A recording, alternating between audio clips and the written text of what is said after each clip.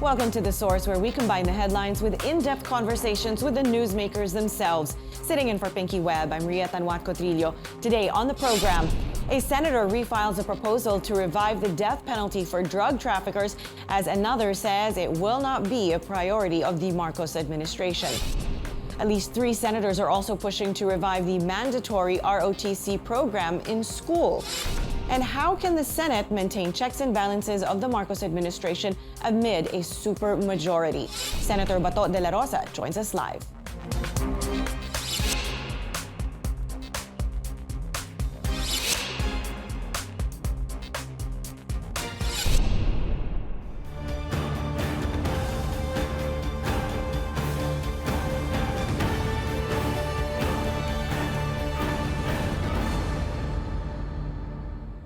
The 19th Congress is set to convene on July 25, and lawmakers are filing their priority bills. Among them, a push to revive the death penalty for drug traffickers and a mandatory Reserve Officers Training Corps program in schools. But will these measures gain support from other lawmakers and the president? Let's go straight to the source of this story, Senator Ronald Bato Dela Rosa. Senator, good morning. Thank you for joining us here on The Source. Oh, Senator, I think you are on mute.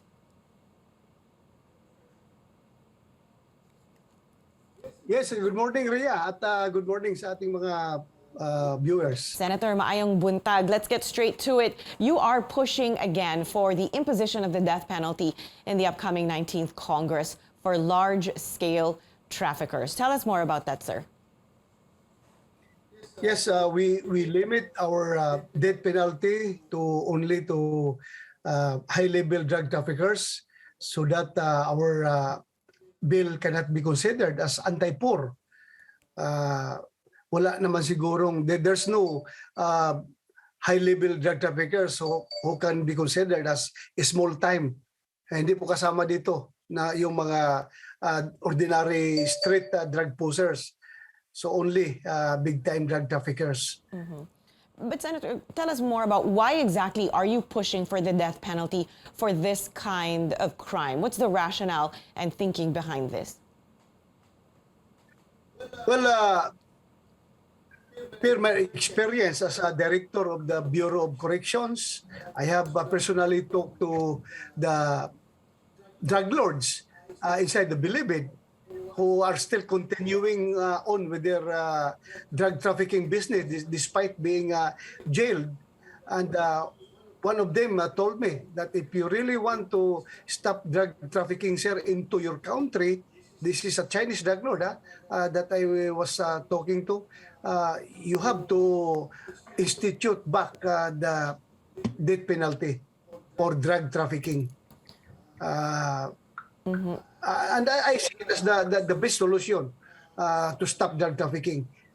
Because in other countries, even not just drug trafficking, but mere drug possession is already punishable for death penalty. Like in Indonesia, bitay ka kaagad doon. But dito sa atin, yung trafficking lang ng malalaking volume. So, Senator, in your bill, sino-sino ho ang maaring makatulan ng death penalty? In our bill, pag-usapan pa namin yung quantity, no? The quantity for that can be considered as high-level drug trafficking. But for now, 1 kilo for us is high-level drug trafficking already. 1 kilo of shabu. But pag-usapan pa namin yan during in the course of our committee hearings. We will consult the stakeholders like PDEA, PNP, Dangerous Drugs Board, if what is high-level drug trafficking for them. Now, Senator, you tried to push for this in the last Congress, the 18th Congress. Sa tingin niyo ko, bakit nahirapang lumusot sa 18th Congress ang death penalty bill na considering ito ay pinush din ni former President Duterte? Well, just as a background area, during the 18th Congress, this bill was very popular among senators because if you can remember, there were 11 death penalty bills filed during the 18th Congress in the Senate. filed by 9 senators. But unluckily, it was referred to the Justice Committee whose chairman was anti-death penalty. Kaya it was never given attention. Not even one hearing was conducted by the said committee. Inupuan po ito, kaya walang nangyari. So, for this 19th Congress, I am optimistic na that it will gain traction, it will be given attention because the incoming chairman of the Senate Committee on Justice and Human Rights is Senator Francis Tolentino, who has given me the assurance that he is going to hear this bill. Right. So, this upcoming 19th Congress, it's a completely different looking Senate than the last one. So you believe it has a better chance of being passed this time? Yes, I believe so, and I hope so that I will gain the support of my colleagues in the Senate. Senator Bato, do you plan to speak to President Bongbong Marcos so you can discuss this and perhaps suggest to him that he certify this bill as urgent? Given the chance, I will do it. And how would you plan to convince him, sir? Well, I will convince him through my experience. As I've said, bakit I've been working anti-drug operations since I was a lieutenant in the Philippine Constabulary. So I will share with him my experiences. Senator, there are so many things that surround a death penalty bill. And one of the most important, of course, are the safeguards within such a bill. What are the safeguards in your death penalty bill? Safeguards. We leave it to the judiciary how they are going to try these cases. Kaya sigurado naman tayo may safeguards yung judiciary pagdating sa trial. Siguruhin naman nila na hindi mabita yung hindi karapat-dapat mabitay. We have enough trust and confidence to our judicial system. Right. But in 2020, Senator, the Integrated Bar of the Philippines said that with the imperfect justice system in the country, and we do have to admit it is far from perfect, that it's really the poor who stand to suffer the most. What's your reaction to that?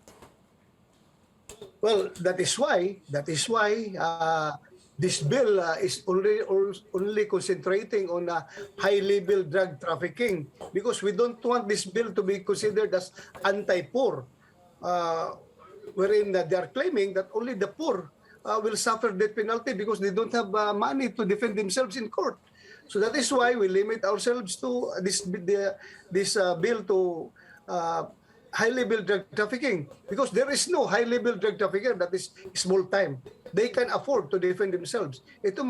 These Chinese drug lords are wealthy enough to defend themselves. Mm-hmm. So I don't think this is anti-poor, because we don't include the street level drug pushers in this bill.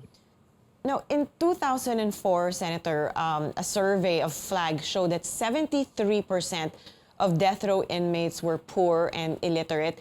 81% of convicts had low-income jobs before they were arrested. What are your thoughts on this? That is true. That finding is very true. That is why we limit our death penalty to high-level drug traffickers. In this case, I'm sure enough that only the wealthy drug lords will be put to death pagdating sa implementation of this law. All right, Senator, let's talk about something else now. You are also pushing for the revival of the ROTC program. Tell us, why do you feel that we need to make this program mandatory in the Philippines once again? Well, we have an impending threat coming from our neighbors, particularly China. So, as a small country such as ours, must be prepared to defend our country in case of aggression. So our armed forces is very small. It needs the support of a reserve force. Sino itatap natin after the whole armed forces is wiped out? Wala na if we don't have a standing reserve army. So it is the duty of every Filipino citizen, able-bodied Filipino citizen, to defend this country in case of invasion. So we have to be prepared. It is our duty. It is our duty. But Senator, that being the case, do you feel that the kind of threats we are facing now make this bill urgent and important? Yes. Yes, because the geopolitics happening around the world is very fluid. You can just take the case of Ukraine. Ukraine is just the people, the Ukrainians are relatives of the Russians. They speak the same language. They have they belong to the same race. But then again, Russia invaded Ukraine. How much more for the Philippines? So, Senator, if ever this does happen, which grade level are you looking at to take part in the mandatory ROTC? According to my bill, it's only grade 11 and 12. Grade 11 and 12. So, senior high school po. Senior high school. Right. And again, what safeguards would be in this bill in order to prevent, possible abuse in the training, which is, something we've seen a lot in the past?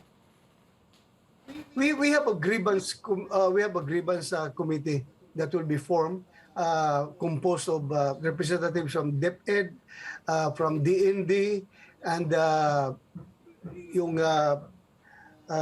district supervisor, DepEd district supervisor, and the legal officer of DepEd who will investigate anomalies that are being observed motu proprio by this committee. So that will listen the takot of the parents na mag-undergo ng ROTC yung kanilang mga anak. Senator, have you consulted with Vice President Sara Duterte on the ROTC bill, as she is a known proponent of returning this program to schools? Well, not yet. Hindi pa namin napag-usapan ito. I am just refiling my bill that was filed during the 18th Congress. I-refile ko naman ito. At least na-hear ito during the 18th Congress one time. Naalala ko one time. But in the 19th Congress, I hope makalusot na ito. Hindi pa kami nakapag-usap ni Vice President Inday Sara regarding her proposal about ROTC. All right, Senator, we will be taking a short break. This is The Source on CNN Philippines. Please stay tuned.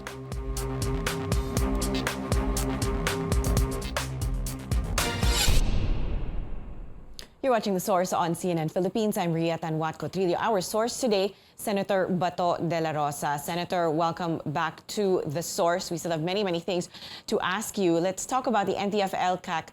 On your part, sir, you want to institutionalize LCAC. What exactly do you want to achieve from this bill? I just want to achieve continuity of the LCAC program sa RIA. Basically, this is just the same with the AO70 signed by President Duterte, and I just want to put it into legislation so that whoever sits as the president, it doesn't matter. The law is already there, so and the LCAC programs will continue, because we cannot afford to lose the momentum. We cannot afford to lose the gains that were achieved by the NTF-LCAC during the past administration. Kasi kung hindi ito matuloy-tuloy, if this will be discontinued, I am sure our problem with the New People's Army will come back again. So kailangan tuloy-tuloy ito hanggat matapos yung problema natin sa insurgency. Sa tingin niyo po, Senator, ano yung pinakamalaking gains ng NTF-LCAC from the past administration? Well, number one, almost all the front committees of the CPP-NPA, I think dalawa or tatlo na lang ang remaining na guerrilla fronts of the CPP-NPA that is not that are not demolished by the armed forces of the Philippines. Lahat sila ay demolished na, wasak na, and almost all of their fighters, the NPAs, have surrendered and went back to the folds of the law. Because of the efforts of NTF-ELCAC. Napakalaki po ang impact ng NTF-ELCAC dito sa ating problema sa insurgency ng ating bansa. Kaya gusto ko ito ituloy-tuloy at suportahan para tuluyan ng hindi makabangon ang problema ng insurgency ng ating bansa. Now, Senator, I want to talk a little bit about the Senate leadership. They've been saying there are no more surprises in the Senate leadership. You, together with the so-called Mama Bear group, recently had a meeting with incoming Senate President Mig Zubiri. I saw photos of that. It would look like a very nice, cordial meal among colleagues. Can you tell us, Senator, what was discussed in that meeting? Well, basically, the organization of the incoming 19th Congress, wherein our chairmanships were discussed, and it ended very fruitfully. Our equity of the incumbent was observed. Hindi nagbabago, except of course yung committee ni Senator Francis Tolentino, wherein hindi na naibalik sa kanya yung kanyang chairmanship sa local governments committee. Binigay ito sa iba, but pinalitan naman siya ng mas mabigat na committee, yung committee, Blue Ribbon Committee, at saka yung Justice and Human Rights Committee. So everybody was happy. Napag-usapan namin lahat ang dapat na pag-usapan. Senator, for your part, you will be holding the committee chairmanship on public order and dangerous drugs. Meron na ba kayong naiisip imbestigahan? So far, nagpaplano pa kami, Arya. Nagpaplano pa kung anong dapat imbestigahan. Wala namang sensational na pangyayari ngayon na dapat pagtuunan ng pansin. So, we will look and see. All right, Senator, how about the NBI filing murder charges against 22 NCRPO police due to the suspicious deaths of 8 drug convicts? The inmates allegedly died from COVID-19. That's being looked into. Should the Senate look into this as well? Titingnan ko. I will study that particular case. And if there are already cases being filed by NBI, maybe it doesn't need Senate investigation already because cases are already being filed. So pag-aralan ko, Rhea. All right, sir. Again, we will be taking a short break. This is The Source on CNN Philippines. Please stay tuned.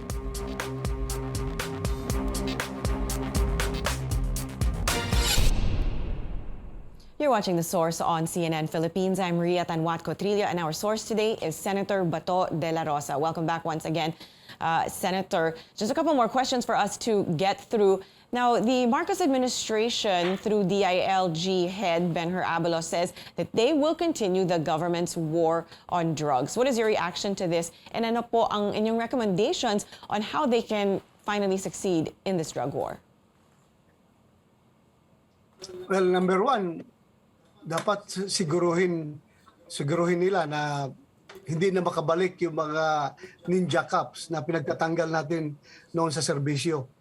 Dahil alam ko yung ibang mga ninja cops na involved sa droga, we're just waiting for the Duterte administration to exit at makabalik na naman sila sa kanilang serbisyo at sa kanilang dating gawi. That's why I advise Secretary Ben-Hur Abalos na isa yan sa dapat pagtuunan nyo ng pansin, bantayan nyo yan, be sure that these ninja cops cannot go back again sa serbisyo. Baka mamaya ma-reinstate na naman yan, andyan na naman, na-reinstate naman sila at naging pulis na naman uli, kawawa na naman yung ating bansa pag makabalik mga yan. Senator, for the Marcos administration, how similar or how different do you think their approach will be in fighting the drug war? I'm not sure. We have to wait and see what will be their approach to the drug war. Uh, in terms of aggressiveness, dapat masustain nila yung aggressiveness ng Duterte administration's approach to drug war. So that hindi na makabangon itong mga malalaking drug lord at yung mga politicians, mga nasa gobyerno na involved sa droga, hindi na makakabalik. I hope they can sustain the momentum of the Duterte administration's drug war.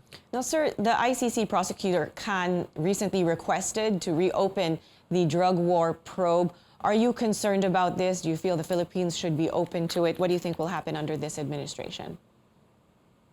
Well, as I've said, I'll leave it up to this administration if they will be cooperative to that ICC probe. Kung hindi naman sila papayag, then hindi makapasok yung ICC investigators dito. But kung papayag sila, then makapasok and the probe will go on. So I leave it up to the administration. What's your personal opinion on it, sir? Do you feel that the probe should continue here in the Philippines, or are you not in favor? Being the accused number 2, I am not in favor because I don't think they have the right to interfere into our domestic affairs. We have a functioning judicial system. Sampal yan sa ating mga korte kung sila ipapasok dito. Hindi naman ito kagaya ng ibang bansa na hindi nagpapangsyon yung courts, no? We don't have a one-man rule here. The 3 branches of government are functioning perfectly well. So I don't think they deserve to be here, those investigators. All right, Senator, a lawmaker is pushing to rename NAIA to the Ferdinand Marcos International Airport. Is this a good move? Is it an urgent move? What are your thoughts on this? Well, I don't want this facility to be dragged into how do you call that, yung tag of war between Aquino and Marcos.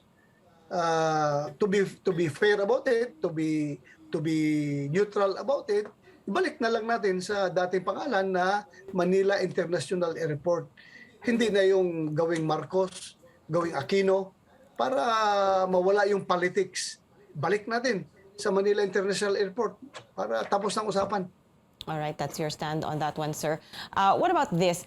Another lawmaker is seeking to extend the term limits for president, for vice president, and other officials.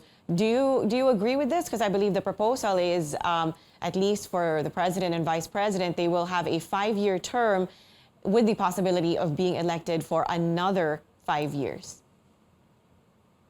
Right now, Rhea, I have not yet come to a definite stand on that particular issue. Because for me, 6 years of presidency is too short for a good president, and it is too long for a bad president. So, yung magkakaroon ng re-election, bakit nagkakaroon tayo ng one term, ng 6 years only, one term for presidency para mabigyan ng mga sumusunod na magiging presidente. They can be given that chance. Nobody will be perpetuated in power kapag one term lang, single term. Maraming pros and cons dyan, Rhea, but as of now, wala pa akong definite stand dyan. Right now, I am satisfied with the status quo, yung 6 years. Okay na sa akin yan. Pero I still have to hear the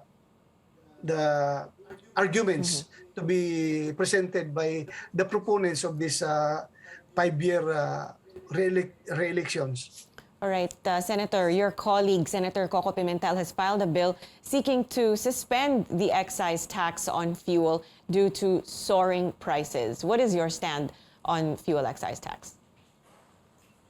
Well, I'm going to support such move. That move is very noble pagdating sa ating mga kababayan who are badly impacted by this soaring price hike.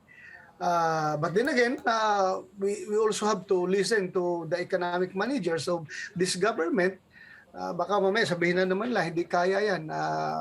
The government stands to lose napakalaking revenue if we are going to suspend the excise tax. Then so we have to weigh in the pros and cons. But for now, I am inclined to support Senator Coco Pimentel's bill.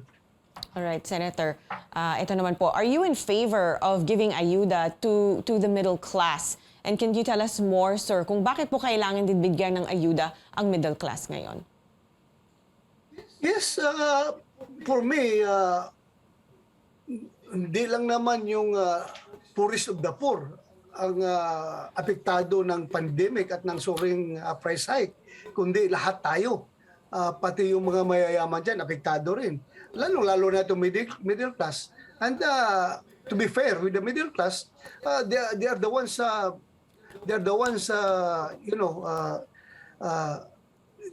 sila ang bumubuhay ng ekonomiya ng Pilipinas. At sila yung nagbabayad ng taxes. So they also deserve to receive ayuda coming from the government. Kung kaya ng ating gobyerno, kung kaya i-cover yung middle class, dapat bigyan din sila ng ayuda. Because they're the ones paying the taxes. They also deserve ayuda coming from the government. Pero kung hindi kaya, then i-prioritize natin kung sinong dapat i-prioritize. Siguro, we have to prioritize yung poorest of the poor. Dahil talaga sila yung madaling mamamatay kung walang makakain dahil wala talaga silang mabunot na pera coming from their bulsa. So, i-prioritize natin yung poorest of the poor. But, then again, kung kaya ng ating gobyerno na i-cover yung middle class, they deserve assistance coming from this government. All right, Senator, thank you very much. Daghang salamat. Thank you for being on The Source. That was Senator Bato Dela Rosa. And thank you for joining us here on The Source. Sitting in for Pinky Web, I'm Ria Tanwat Cotrillo. You're watching CNN Philippines.